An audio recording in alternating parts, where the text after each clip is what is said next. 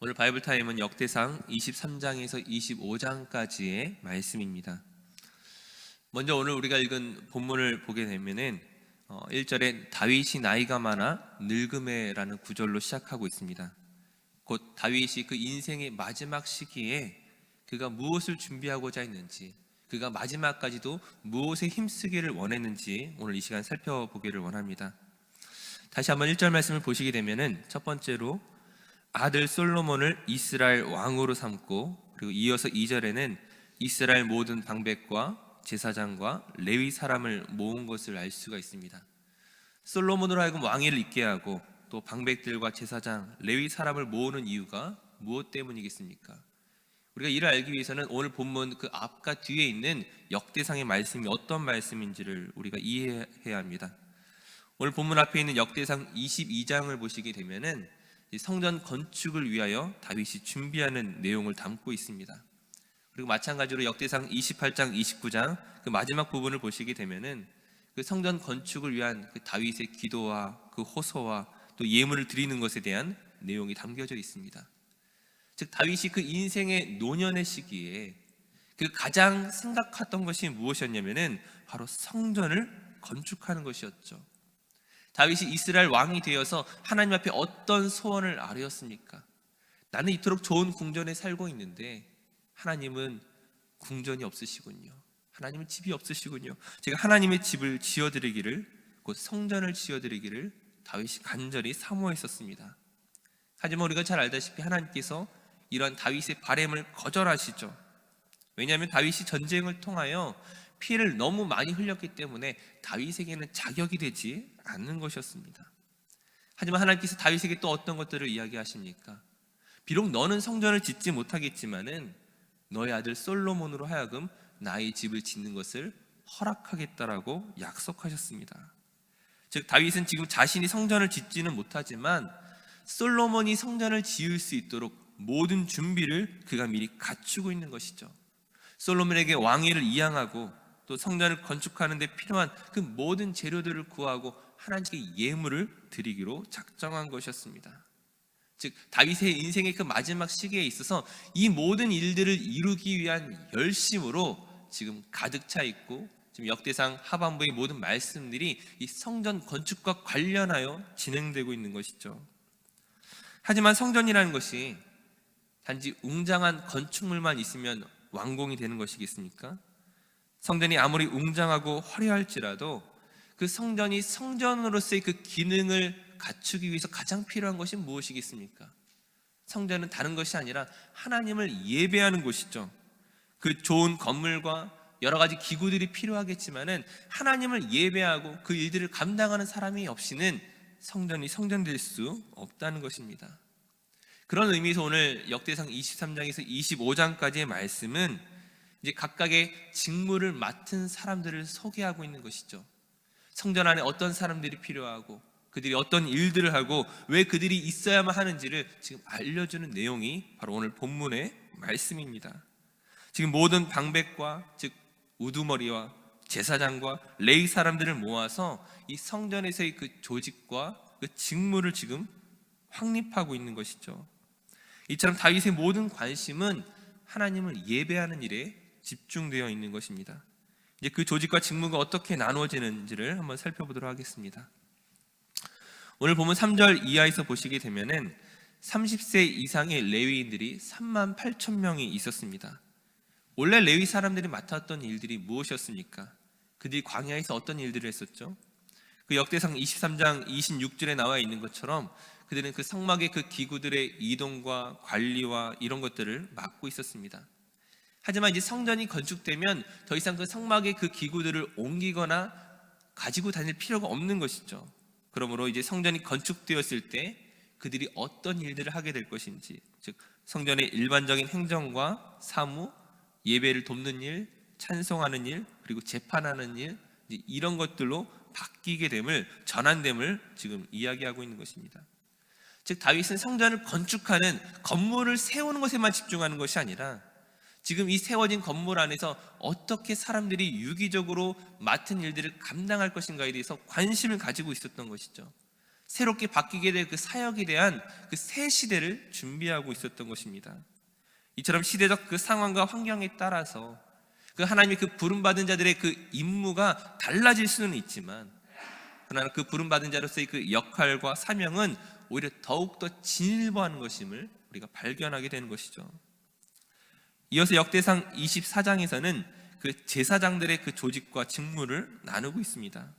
먼저 1절과 2절 말씀을 보시게 되면은, 이제 제사장들은 그 아론의 자손들이 제사장이 되는 것인데, 그 아론의 그 아들이었던 그 나답과 아비후를 대신해서 이제 엘르아살과 이다말이 그 제사장 직분을 이어가게 되었음을 지금 먼저 설명하고 있습니다. 그 이전에 우리가 그 내용들을 잘 알고 있죠. 나답과 아비후가 첫째 아들, 둘째 아들이었음에도 불구하고 하나님의 말씀에 순종하지 않고 그들이 번제를 드릴 때 다른 불을 가지고 드림으로 말미암아 하나님의 치심으로 죽게 되었습니다. 즉 이처럼 주신 직분을 감당함에 있어서 무엇이 중요함을 이야기하고 있습니까? 하나님의 말씀대로 순종하는 것이 가장 중요한 일임을 다시금 상기시키고 있는 것이죠. 지금 구약 성경을 보시게 되면은 계속 거듭거듭하여 이 일들을 언급합니다. 아무리 중요한 직분이라 할지라도, 그것이 아무리 중요한 임무라 할지라도 하나님의 말씀대로 하지 않으면 소용이 없다는 것이죠. 결국 엘르아살과 이다말을 통하여 그 아론의 그 제사장 계보가 이어가게 되는 것이죠.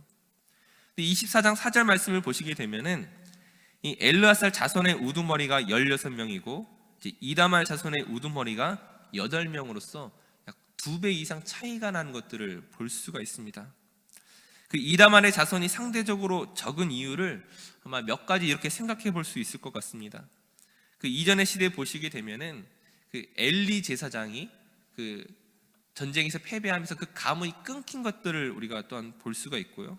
또 사울왕에 의해서 그 노베에 있던 제사장들이 약 70명 이상의 제사장들이 한꺼번에 죽임을 당한 사건도 있었습니다.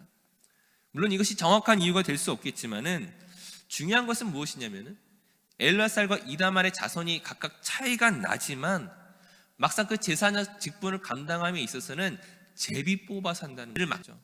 즉 누가 숫자가 더 많고 누가 숫자가 적기 때문에 어떻게 차등하여 일들을 맡기는 것이 아니라 비록 숫자의 차이가 날지라도 제비 뽑아 하는 것이므로 어떤 숫자 외에는 아무런 차등이 없음을 보여주고 있는 것이죠. 마지막으로 역대상 25장을 보시게 되면은 찬송을 맡은 레위인에 대해서 소개하고 있습니다.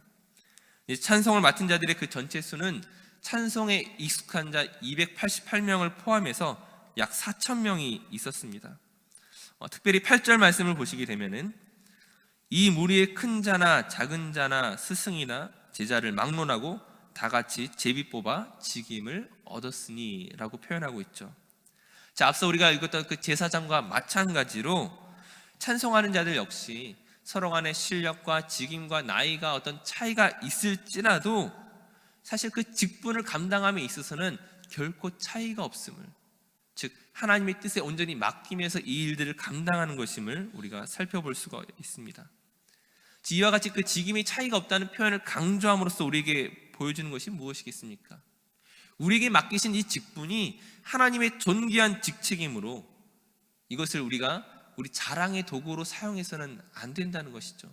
내가 장로고 집사고 교회 안에서 어떤 일들을 감당하는 것이 이것이 우리의 자랑의 도구가 되는 것이 아니라 이 일을 맡기신 하나님의 은혜 외에는 우리가 마땅히 이야기할 것이 없다는 것이죠. 제비 뽑아 감당하는 것인데 이것을 자랑할 수 있겠습니까? 오직 나에게 맡겨진 그 순서에 따라서 성실히 감당하는 것이고 그리고 하나님의 은혜에 찬송하는 것이고 겸손히 반응하는 것이 우리에게 주어진 일들일 것입니다. 사도 바울이 고린도전서 14장 40절 말씀에서 이렇게 이야기합니다.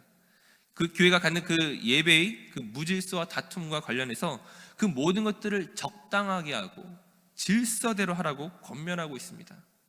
오늘 우리에게 주어진 찬송과 예언과 계시와 방언과 통역과 이러한 은사뿐만이 아니라 교회에게 주어진 그 모든 그 직분을 우리가 감당함에 있어서 우리가 그리스도의 그 몸된 지체로서 하나 되어지고 질서 있게 그 직분 안에서 온전히 감당할 때에 그 섬김이 하나님이 인정하시는 아름다운 섬김이 될 줄로 믿습니다. 그 모든 것들을 질서 있게 감당하고 그리고 또한 하나님께서 모두가 존귀하게 세우신 자임을 우리가 인정할 때, 즉 나만 존귀한 자가 아니라 하나님이 나만 세우신 것이 아니라 내 옆에 있는 그 동료와 각각의 성도를 존귀하게 세우신 자임을 우리가 인정하고 격려하고 세워나갈 때 교회가 정말로 하나 되어질 수가 있는 것입니다. 다시 한번 오늘 말씀을 정리한다면, 예배당을 멋지게 건축하는 것이 중요하지만, 하지만 그 무엇보다 중요한 것은 그 안에 어떤 사람들이 하나님을 예배하기 위해 모여 있느냐 하는 것입니다. 거기에 중요하고 사소한 직분이 있겠습니까? 귀중하고 천한 직분이 있겠습니까? 그런 것이 아니죠. 내게 주신 직분을 귀하고 소중하게 생각하면서 아름답게 감당해 나가야 하는 것입니다. 또한 다윗이 이 모든 것을 준비하는 과정 속에서 우리가 무엇을 또한 생각할 수 있습니까? 다윗이 지금 자신이 성전을 짓는 일이 허락되었지 않았지만 그 모든 것들을 최선으로 미리 준비했던 것을 우리가 생각해 볼 필요가 있습니다. 즉 우리가 예배하는 것은 예배당이 완성되고 그 예배당에 우리가 들어가서 예배하는 것이 아니라 그 예배 드리기에 앞서서 우리 안에 철저한 준비가 필요하다는 것이죠. 무슨 준비가 필요하겠습니까? 단지 예배당에서만이 아니라 오늘 우리 삶의 모든 순간순간, 매일매일의 삶이 그 예배를 위한 준비가 되어야 하는 것이죠. 하나님이 기뻐하시는 그 거룩한 산 제사로 드릴 수 있도록 우리 모든 삶의 영역을 하나님께 드려야 한다는 것입니다. 예배는 우리 삶에서 시작되고 또한 예배의 마침은 우리 삶의 현장으로 나아가는 것에서 계속 이어진다는 것을 우리가 생각해야 된다는 것이죠. 역대상 29장 28절 말씀을 보시게 되면은 이처럼 노년을 준비했던 다윗이 어떻게 평가되는지를 볼 수가 있습니다. 그가 나이 많아 늙도록 부하고 존귀를 누리다가 죽음에 그의 아들 솔로몬이 대신하여 왕이 되니라. 하나님께 가는 그 마지막 순간까지 그 하나님을 예배하는 일에 그 목숨을 걸었던 다윗이기 때문에 그 하나님 안에서 그 마지막까지 존귀하고 부한 삶을 살 수 있었다는 것입니다. 바라기는 저와 모든 성도님들이 하나님이 기뻐하시는 예배자로 그 존귀한 직분을 감당할 수 있도록 우리의 인생의 그 마지막까지 겸손하게 감사함으로 끝까지 쓰임받을 수 있기를 간절히 축원합니다. 기도하겠습니다. 참 사랑이 많으신 아버지 하나님, 오늘도 이 새벽에 저희를 예배의 자리로 또한 기도의 자리로 불러주시니 감사합니다. 우리에게 주신 직분에 충성을 다하게 하시고 감사하며 온전히 쓰임받을 수 있도록 우리에게 성령으로 충만케 하여 주시옵소서. 그 매일의 삶에서 하나님을 찬송하게 하시고 그 예배의 자리에 최선을 다한 준비로 하나님을 감동시키는 예배자가 되게 하여 주시옵소서. 오늘 우리에게 주어진 삶을 존귀한 삶을 살아갈 수 있도록 성령으로 우리를 인도하여 주시옵소서. 감사드리며 예수님의 이름으로 기도드립니다. 아멘.